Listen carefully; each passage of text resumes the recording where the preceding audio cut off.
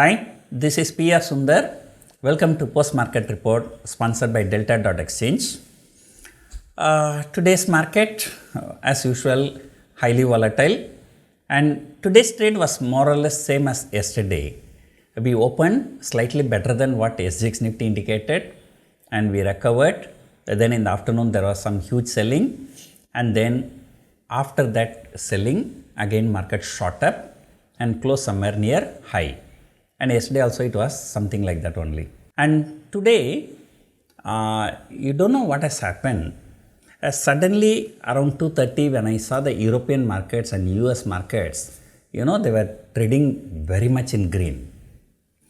And today morning around 4:30 when US markets pre-market opened, Dow was more than 200 point up. By the time our market opened, not by the time our market opened, even within half an hour, 1 hour, from plus 250 it has come to minus 100. And Asian markets were down. And SGX Nifty was indicating about 100 point gap down. So I thought this US market is a gone case. Then suddenly in the afternoon around 2:30 when I see a Dow future was trading 350 point plus. And just now, before this report, I look at it, it's only 100 point plus. See, from morning, from plus 250, it fell 350 point. Then from 350 point, it shot up 450 point higher. And then from 250 point fall. And Dow can move 1000 point, 1500 point, even after market trades. And don't know what is going to happen when the markets open. And as the US futures and European markets are moving, so we also moved along with that. So Dow future was trading around 350 point plus, so we shot up and our market closed. Now Dow future has fallen 250 point from the peak. Now SGX Nifty indicating about 60-70 point gap down. And this huge volatility, I think US market, it's going to be like this for some more time. And the domestic institutions have tried their best to keep the positive momentum in the beginning of this year. And however, FIIs continue to sell. And today also FIIs have sold for good amount, 628 crores. Whereas the domestic institutions have bought for 350 crore. So FIIs continue to sell, DIIs continue to buy, US market continue to be volatile. So we are totally confused. Yesterday morning I was bullish and today morning I was slightly bearish, but the market turned bullish. Then today afternoon I became bullish. Now the SGX Nifty indicating 70-80 point gap down. So these things, this is called volatility. Market gap up, gap down, when you expect the market to go down, it goes up. When you expect the market to go up, it goes down. And however, the people who have sold 18,200 short straddle, they are the happiest people. And for the last 2 days, they made very good profit. And people who have sold 18,200 call and put both in weekly also, in monthly also. So they both have made very good profit. So at least the option sellers, they can depend on the time decay. And today, in the morning I said, the metals are likely to come under pressure. Reliance is likely to come under pressure. So same thing has happened. Today, Reliance is the worst performing stock. Contributed the maximum number of points on the downside. And metal index also fell. Auto sales data was not really very good. So auto index is also down. But what supported the market is the banks and IT. And banks, particularly HDFC Bank and Axis Bank. So that has supported, and Bank Nifty was very, very volatile. So if you look at the open interest, so I would say still we are stuck between this range of 18,000 and 18,500.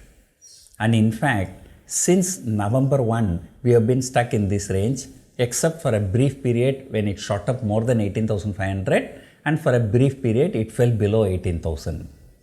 So since November 1, November month is gone full, December month is gone full, now January month started. So we are back to square 18,000 to 18,500.